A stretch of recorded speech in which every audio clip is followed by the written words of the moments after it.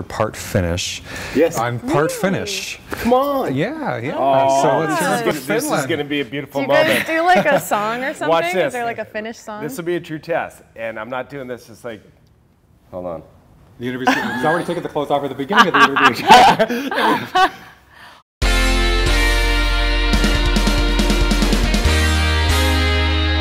Today, actor David Chokachi from Baywatch and Beyond the Break joins us, and also actress Tanna Frederick from Irene in Time. We're part of Save Our Surf, an event to promote surfing and celebrate clean oceans. Great to meet you, Irene in Time. Yeah, thanks for having us on this show. Nice to meet you. Thank you so much. And I will just say, though, to you, since I was reading in your bio that you're part Finnish, Yes. that I'm part Finnish. Come on. Yeah. Oh, so let's hear it for this Finland. is going to be a beautiful Do you guys moment. do like a song or something? Watch this. Is there like a Finnish song? This will be a true test, and I'm not doing this just like, hold on. The interview. He's already taken the clothes off at the beginning of the interview. Oh wow! See now my Finnish is not that good. But that's the seal of Finland.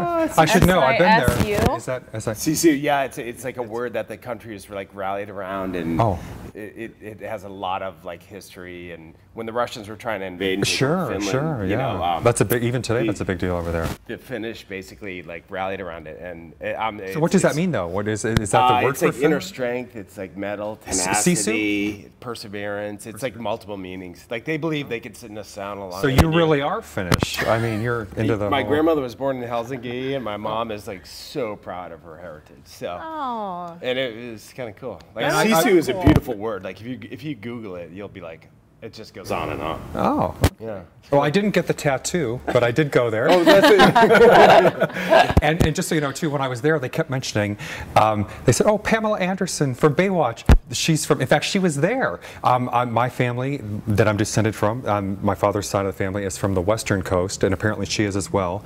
And they mentioned, though, that she was in Finland at the same time about that for some celebration, or maybe the summer festival even. I don't know what it was, but she was actually in Finland. That's fantastic. So Pam Anderson is also from that, Finland. like, all the beautiful people come from Finland. Well, there you have. So you must be Finnish too. Oh, I love you. Are you Finnish? I just got back from Ireland. I'm thinking you're Irish and Czech. Yes, and there are a lot of very attractive And Danish. Irish women, by the way. Yeah, are there? Yeah. Oh, that's good. Okay, yeah. Blonde and red. I just think they're angry. I always associate angry. Like, are Irish you angry? with angry. I have my streaks of anger. Yes. I mean, I got that Irish flare-up temper. That's probably why I'm a surfer. Yeah, without going into the whole political situation, I guess. You know, that's what I kept thinking the whole time when I was there, by the way. The Irish people are so nice. I mean, they really were. I had a great time. But then you know kind of the history of the politics and everything. And so then I kept thinking, where does that come from? Or, you know, it's I didn't repressed anger, see, I think. And it just runs in the blood, I think. So should I ask you, are you from Northern Ireland or Ireland? Which side? Whereas I think I have family from both, actually. Both, okay. Yeah. I mean, they came over during the potato famine, but oh wow, yeah. Yeah. Well, you know, in both places, actually, Finland as well. Both countries at the end of the century, there were mass exodus to America, and thus that's where I come from. Is that when your family came over too, or? I'm trying to think. Well, my grandmother was born there, and I don't know why she. Well, how many generations back are you? My mom is 68. She'd probably kill me if I got that wrong. And then but she was born there or here? My mother was born here on Cape Cod. I'm from the East gotcha. Coast. I see. Okay, but my grandmother was born in Helsinki, and so tack on I guess 40 years, and that's yeah. Wow. But so you have gone back? I've never gone. Oh, you haven't? No. And she's gone with my sister. It's just it's just like it's one of those things like timing wise, it just hasn't worked out yet. But we're gonna find. Well, you'll enjoy it. By the way, it's the land of it's the perfect. It's like a campsite. The whole country. I mean, Helsinki is a great city, big city, but other than that, it's lakes and forests. It's like one big beautiful. Campground over there. You know, it really is. It's like those. Yeah, well, in all the Nordic countries too. Although Ireland, I must say, is very green and beautiful and very peaceful. Well, I mean, that whole political thing aside, but Norway, Sweden, and Finland, at least, statistically, are like the safest countries in the world, crime-wise. I mean, it really is. It's just like nothing happens. I mean, it's just like you could hear a pin drop as far as, that side of it. And you should go film a movie there. Do something about your family history. I know, exactly. Play like a soldier. Finland? Yeah. I know. But it gets very cold. Like Ireland. I guess the weather in either one of those places, it's just not Cold's okay. Oh, I love it. Yeah. But so where did the surfing come from? I don't know if they're big in surfing in Ireland and Finland, although I did see some surfing in Ireland, believe it or not. But well, I'm originally from Iowa, and there's no surfing there. yeah. So I don't know. It's just yeah. So it's just something that I got into, and you know, when you first get up on your wave, your first wave, either you love it or you're like, eh, and I just loved it. It was just an addiction from the very get-go. But you started here in California? Yeah. Oh yeah. And about, I don't know, 5 years ago, I've been surfing for. But he's been surfing a lot. How long have you been surfing for? Probably, you know, since Baywatch, which was. I was going to say, yeah, like because 14 years ago. But I grew up on the East Coast, and I was telling Tanna that the only reason I got into it is we grew up on the ocean. Plymouth is on the ocean, and I grew up kind of windsurfing. oh, so even before California, you were doing it. But not surfing necessarily, because surfing back east is kind of a totally different program. It's more, I was really into sailing in the ocean, and I ended up becoming like a sailing instructor and all this stuff. And then when we got on Baywatch, it was just like that other series, Beyond the Break, that we shot in Oahu. But on Baywatch, it'd be like, okay, that's lunch. It'd be like, what? They blow the horn. Literally like 10 crew guys just sprinting for the ocean with their boards. And they would surf like till 59 minutes if we had an hour lunch. You know what I mean? Tough job, like, come on back in. So perfect. But anyway, he was actually the sound mixer. He was the one. He was like, man, you got to get in it. You're gonna love it. You're gonna love it. And sure enough, like he bought me like a board, like this beautiful like 6'9" Harbor, and he, you know, and then ever since then, kind of been pretty. So addicted. it wasn't a requirement, but you just kind of picked it up. No, I mean, I just had a love of the ocean, but it was weird. You know, it's just like, you know, how do you? I think like when you have a love of the ocean, like there's a respect level no matter what you do. Like if you drive a boat in the ocean, or if you surf or windsurf or sail or kite surf, I think over time, like if you spend a lot of time in the ocean, you'll grow to respect it, like in such a way that like it's Mother Nature, you know, and it's kind of cool because Mother Nature will wake you up if you think you're kind of in control, and be like, and it'll remind you. With those waves, I imagine, because in Hawaii they have big waves, are like 100 feet sometimes, maybe storm waves, I guess, but. Well, yeah, like or 40, I don't know. Eddie Aikau, like there's like 40, 50 foot waves, but. Yeah. Wow. What's the biggest wave you've ever surfed? Me, not that big. Probably 7 to 10, but not okay. Probably more like 7. Is that more California-sized wave? Yeah. I mean, the waves out here are like 4 to 5 feet. Well, in my area, I surf in Santa If you see a Monica, 100-foot wave, it's a tsunami and you run. Right? Get the hell out of the water. What's the biggest wave you've surfed? 6 inches. 6? Wait, I maybe more of a surfer than you. That sounds like the bathtub. I think I can handle that. No, I mean, it's hard. It's not about that for me at all. I mean, and I'm sure like Hannah Banana over here, Tanna, you know, it's more about like, there's just a feeling when you're on a wave. Like, I mean, for me, it's probably the biggest de-stressor in my life. Like, I mean, we're all going through like hard times, you know, financially. Everybody, like even like actors are going. It's a culmination of stuff that's going on. But when you're surfing, it's like, you know, you kind of forget about, like, if you're really into it, you kind of you're forget in the about zone it, or and something, you're or so you're just present in your life because you're just like. It's so weird to be on this wave that is moving. And see, it would probably freak me out, though. So you're relaxed and enjoying it. I'd be drowning. You know, there's me drowning. You know. Oh, I love it. Yeah. I don't know. It's not really a freak out. It really is relaxing. I mean, I was just thinking that the other day because it's the most humbling experience. And if you feel like, you know, especially being an actor in Los Angeles or whatever, and you have a bit of hubris that builds up, you know, it doesn't matter because you go into the ocean and then you realize, like, when a wave crushes you, cut down to could, size. yeah, no that you could die at any minute. And so it's definitely like just puts you in the moment, and for me is better than yoga or any sport out there. It's just, yeah. We will be right back with Tanna the Banana and David right after this. Oh, no, I'm going to be the worst. Maggie Chase, famous for her high-octane Red Wrecker series, was arrested Saturday on her second offense of drunk driving. You know, I have a million questions, but most of them lead to that gadget. How did it happen twice? 2 is kind of comical if it happens in the short period that it's happened. Has it been hard for you? Honestly, it's unbelievable how you get no coverage on anything until you do something really bad.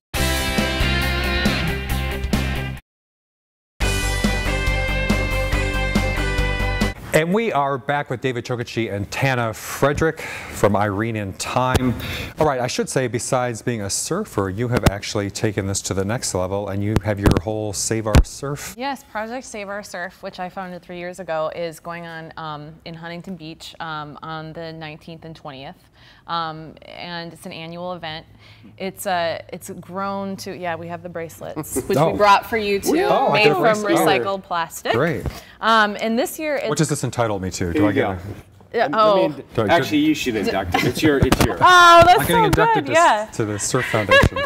Even though as soon as you see me on the board, you are you'll throw now me inducted out, in the incredible coolness. As long as I don't have to take it prove off. it. As long as I don't have to prove it. No, you don't have to prove it. You're wearing it. You're wearing it. It's like sisu. There you go. Right? Okay. So I get free food and gifts and prizes next weekend? Right, oh, yeah. Right, love it. Totally. It's going to be a really amazing event. This it's grown, it's tripled in size. Our website is www.projectsaveoursurf.org, and we have a ton of celebrities involved this year. We've got our Baywatch guy here, our surfer. founding partner David, who came on and was just so wonderful in promoting the event and coming and surfing. I mean, last year was so cool because we had 10 to 12 surfers in the water. We had Sean Thompson. Was that the first one last year? No, last year was actually our second. Oh, second. Yeah, okay, but but the first year doesn't really count because it was like 30 people, and last year was quite 500. Wow. And this year is going to Amazing, be 5,000, which is intense. But last year we had Sean Thompson, who he and P.T. Townend are both world champion, legendary surfers, like the best of the best. And so Sean actually is a co-founder with me, and. So is that kind of fun to be out there surfing with the champions? It's mind-blowing, isn't it? We were out there last year, and Rob Machado showed up, who's the #1 surfer in the world, and almost. But anyway, almost. Almost. Who's not Laird? Who's the #1 surfer? We won't say. We'd get in trouble. No, he's really freaking good. Anyway, so we were out surfing in 3-foot waves, 2 and 3 foot waves with all these celebrities and including David and pro surfers, and they were just shredding, and it was all in the name of our oceans. And if anything went wrong, Mr. Baywatch here could rescue him, right? Exactly. He was on hand for slow-motion CPR. camera. Did you have to rescue anybody? No.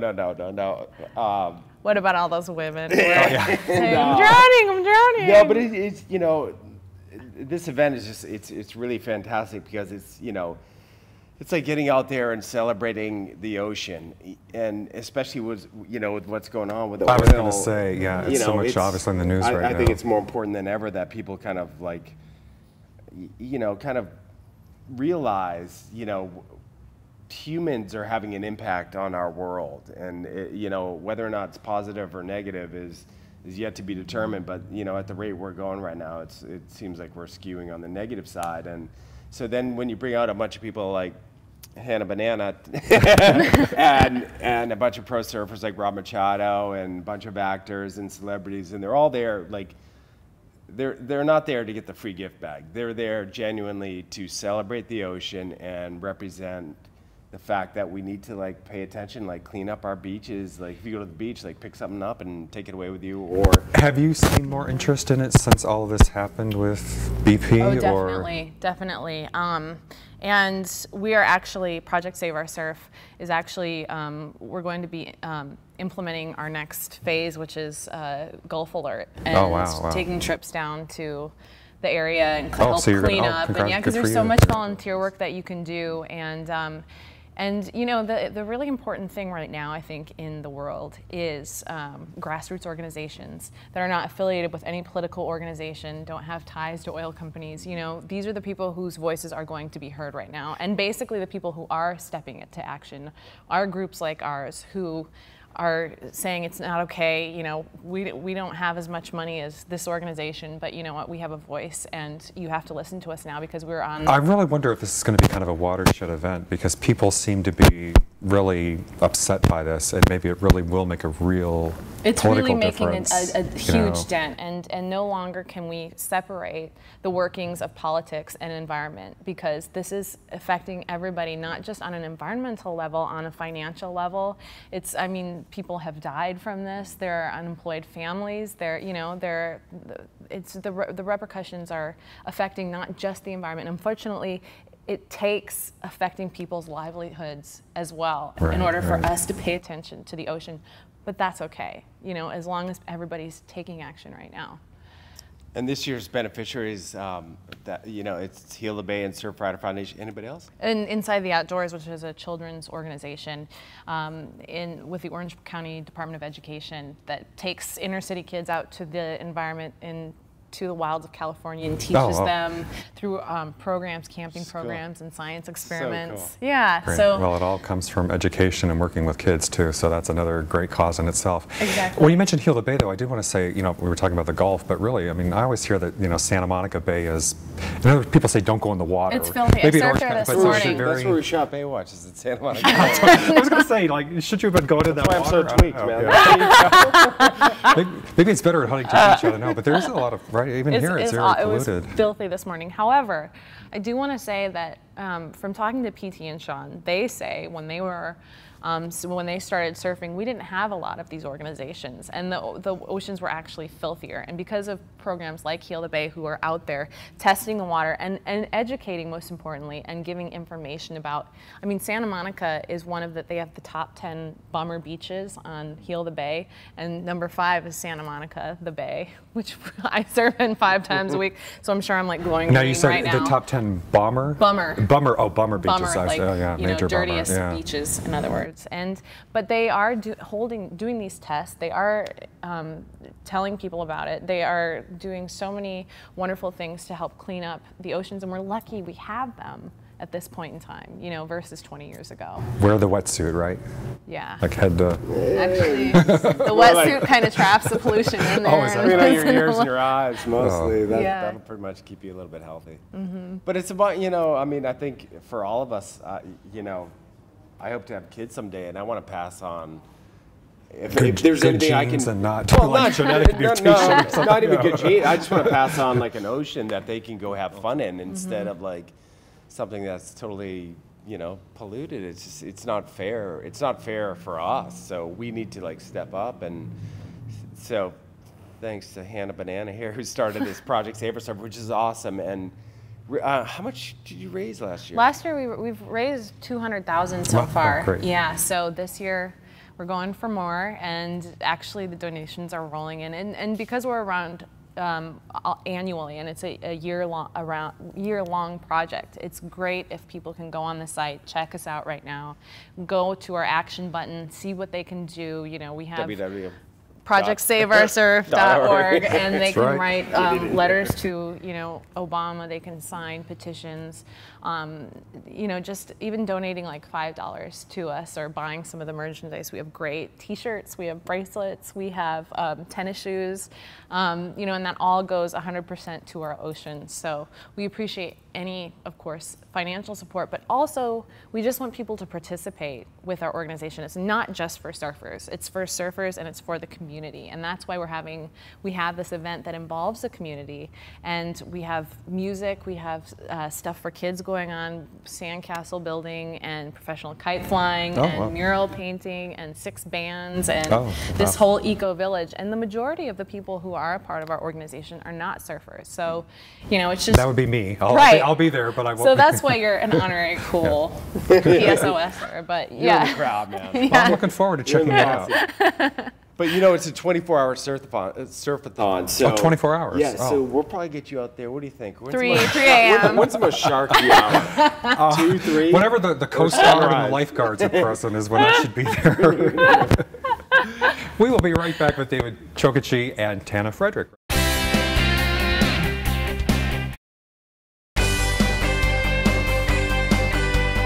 And we are back with David Chokachi and Tanna Frederick. Well, I did want to mention, besides the surfing, you both have various projects going on. I just watched your movie Irene in Time. Mm-hmm.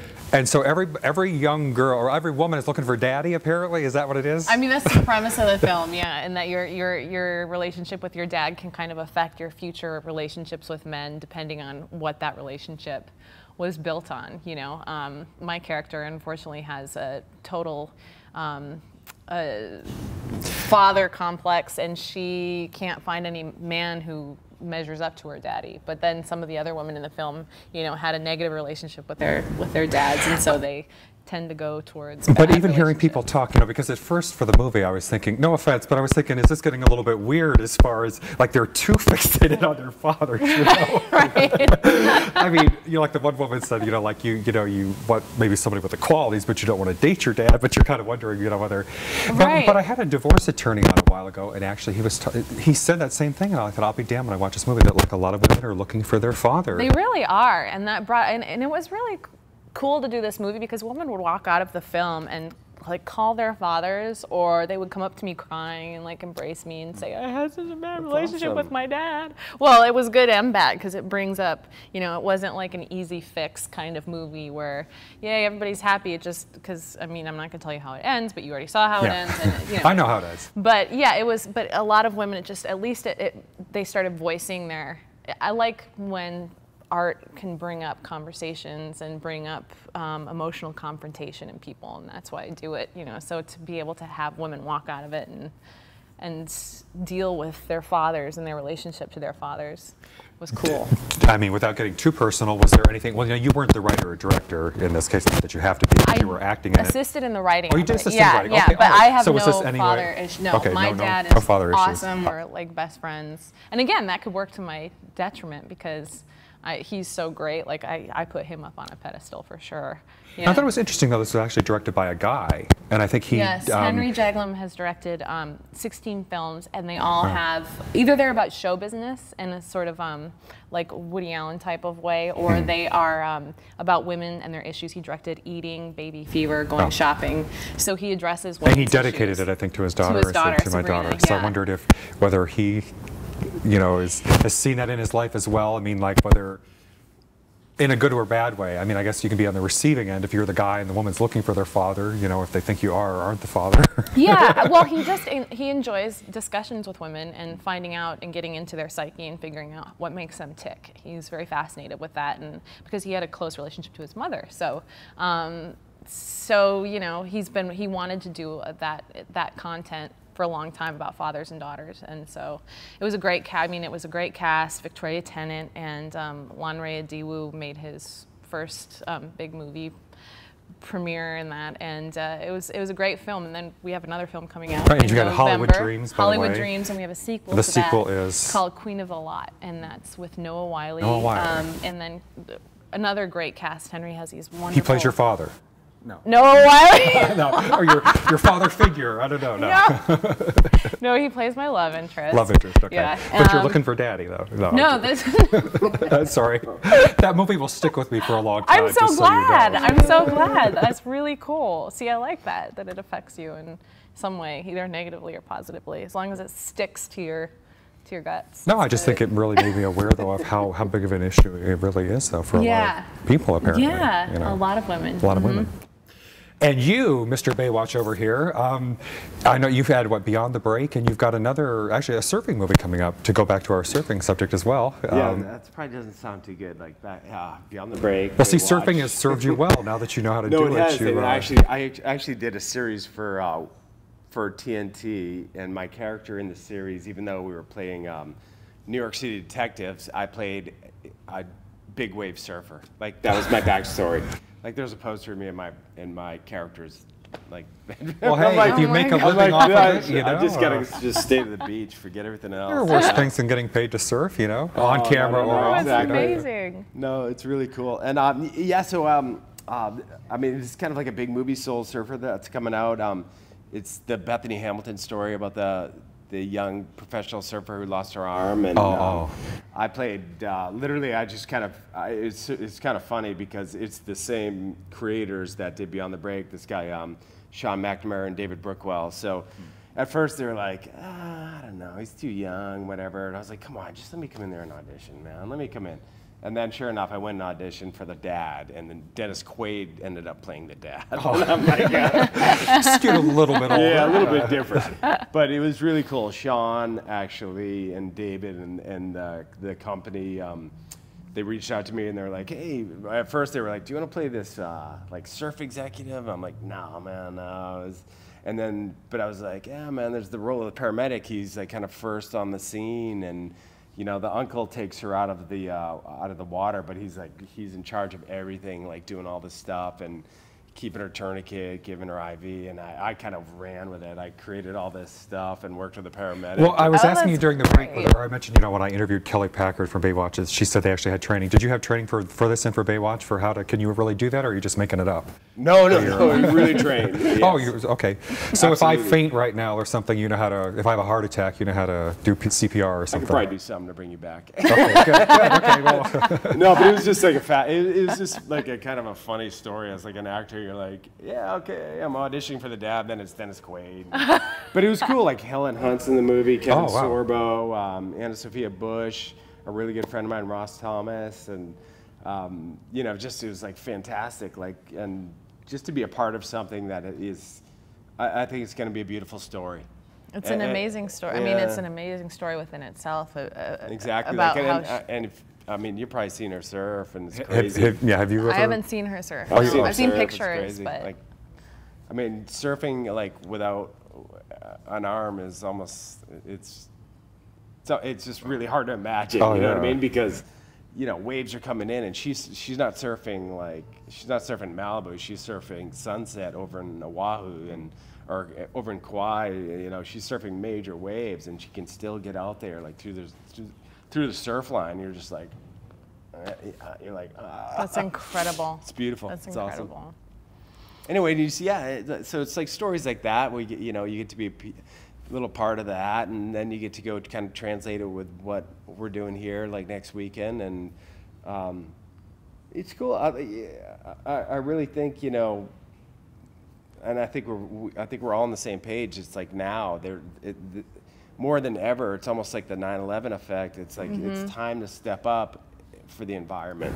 I mean, you know, when we see this thing that's going on in the Gulf, it's like it breaks my heart. It's just like I can't even watch the videos of like. Yeah. Well, and the problem is something like that is so massive. I mean, even it's over you know, 100 million barrels now. Wow. Yeah, and but again, I think the key to getting through this is positive outlook. And with Project Save Our Surf, I wanted to make it more of a celebration versus, you know, like a finger pointing. Yeah, and just make preserving the environment fun and almost an artistic event. And that's why we have wonderful artists there. We have the bands, we have painting, we have, you know, in addition to having a full-blown surf contest. I mean, it's a full-on surf contest with judges and bleachers. I'll be one of the judges. I'll tell you how you do. Oh, great. We won't talk about me. Remember, I gave you this and then give me a 10. But yeah, so it's, you know, right now just being positive about changing. I think that energy can affect more change versus negative energy, and that's what we're trying to do with Project Save Our Surf. Is, you know, keep it fun, keep it a celebration of what we have versus, you know, what we don't have or what we're losing. Keep building on the positives. Well, it sounds like a fun, positive event. I look forward to checking it out. Thank you very much for the wristband. I'll be there with joining in, well, from a safe distance. Right? 3 a.m. for 1 hour. That's you. We'll talk about that. Thank you very much, Tanna Frederick, Irene in Time, and Hollywood Dreams, and the next one with Noah Wiley, your father. Queen of a lot. I know. Oh my God. Thank you very much, David Chokachi, Thank you so much. Baywatch, Pleasure. Beyond the Break, Soul Surfer, and look for them at SaveOurSurf.org. You got it. Or yes. Save Our Surf. Thanks everybody for watching. We'll see you next time.